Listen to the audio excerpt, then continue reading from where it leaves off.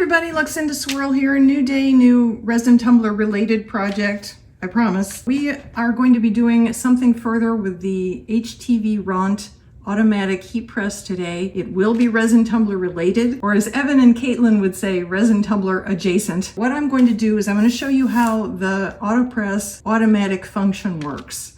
And what that is, briefly, is a way to set their heat press up so that you can just keep pushing the drawer shut. It will start pressing all by itself. It will raise up when it's done. You pull it out, you take that project off, you put on the next project, you push it in, it automatically, you don't have to keep pushing buttons, you just keep pulling the drawer out and pushing the drawer in, and it does the rest itself. So we'll see that in action in a second, but here's the setup part. In order to keep this resin tumbler related, Ray over at Ray's Turquoise Turtle had a fantastic suggestion, which was one of the things I can do with the heat press is I can sublimate onto vinyl that I can then use to wrap on a tumbler. So today we're going to do the sublimating onto vinyl portion of that, and we are going to do it with the automatic setting on the heat press. I have three different vinyls. This is a clear Oracle 651, and I have put a nice design on a sheet of sublimation paper. So that's what I've done. This is a pattern I picked. I am going to turn it over, obviously, and put it on top of the Oracle 651 permanent adhesive vinyl. I have a folded over piece of butcher paper, so double thickness of butcher paper. I'm going to put the vinyl, shiny side up, vinyl side up, onto the butcher paper. Then I'm going to put my design side down onto the clear vinyl. And I'm going to heat tape it in place so it doesn't move around.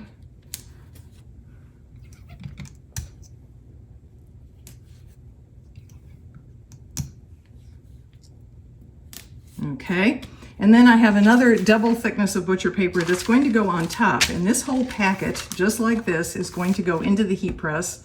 So I'm going to meet you over there. Okay, so we've turned our machine on. We are going to change the setting that we want it to heat up to by clicking this little thermometer icon on this button here, and we want to take it from 335 up to 350. So there's that, and then we press this again to lock that in. And we want to change the time it presses. So we click this little clock face button here, and then we increase this to 30 seconds.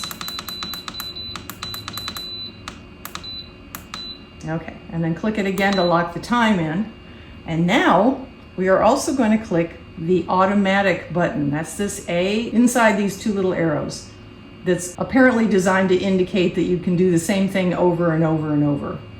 So we click that and the little A lights up on the screen, letting me know that that function is on. So now we're going to wait for it to warm up to 350 degrees, and then we'll move on to the next step. Okay, it's ready. It's turned green and beeped.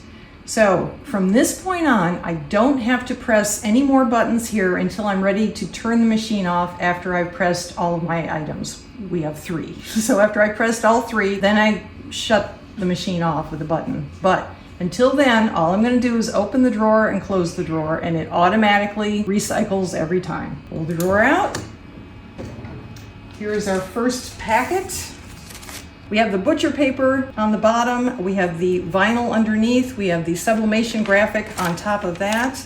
We have the second double sheet of butcher paper. And over the whole thing, I'm going to put Teflon.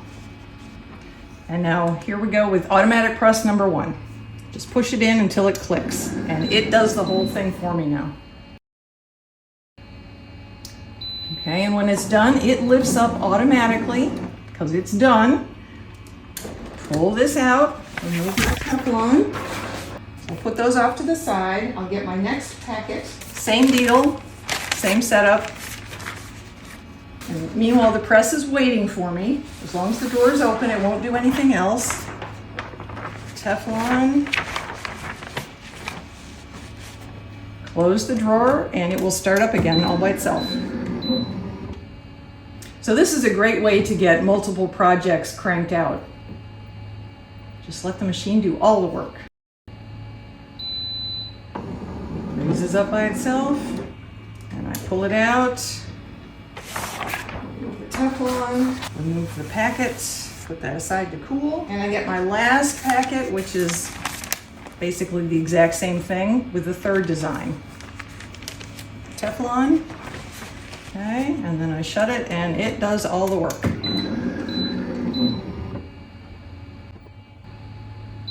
Okay, it's done. It's going to raise up all by itself. Pull the drawer out, remove the Teflon, remove the packet, let it cool off. And that's it. We are now officially done. So I am going to shut this. Actually, I'm not, because it'll start pressing. If I shut this now without anything on it, it'll start pressing. So at this point, I am going to, you could either hit the automatic button and stop the automatic function, but this is the end of what I'm doing for this video, so I'm going to turn the whole machine off.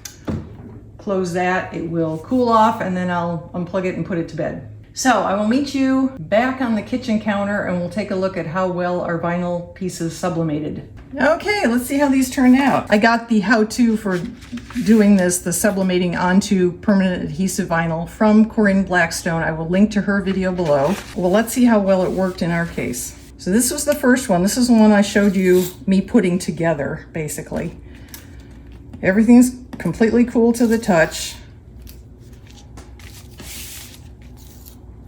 Okay, so off comes the graphic, hopefully. Oh, wow. Here we go. There we go. And there is our sublimated vinyl. Well, could be better. Honestly, it could be better.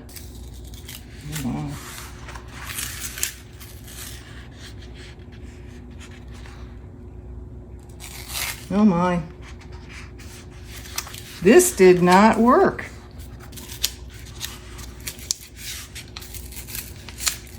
She did say you need to peel slowly.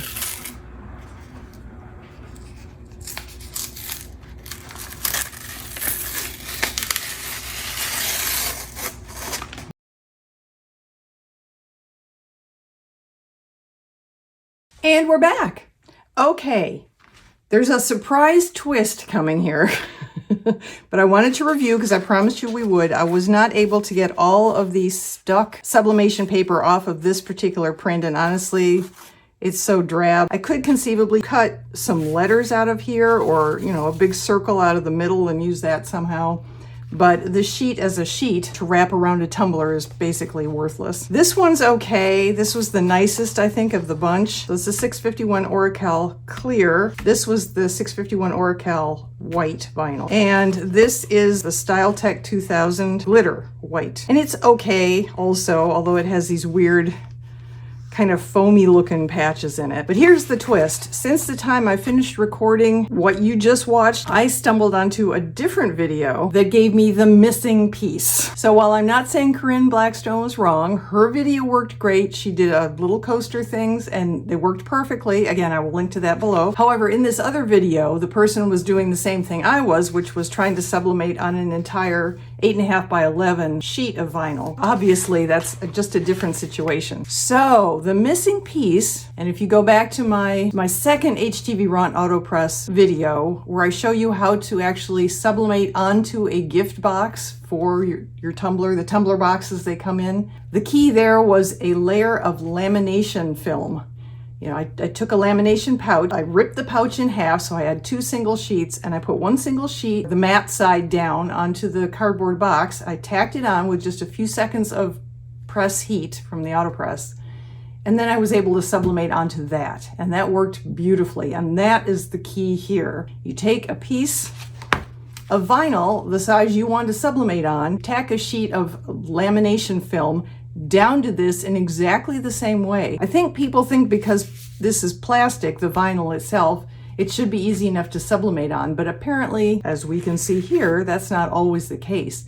But if you put that layer of laminate on it, then you have the right surface. So I tacked a layer of laminate from just another lamination pouch, ripped in half. I put that on the same size piece of Oracal 651 white vinyl, the same stuff. I took this design, which I really like a lot. It's called tie-dye flowers, I think. And I sublimated onto that, and I did it with 380 degrees Fahrenheit, and I pressed it for 60 seconds. And looky, looky, looky. Is that not gorgeous? Is that not beautiful? There are no mysterious white patches in the middle of it. I mean, some of this white is supposed to be there, but over here it was getting all white and cloudy in some spots. The colors also aren't very bright, but look at that. This is the same 651 Oracal vinyl.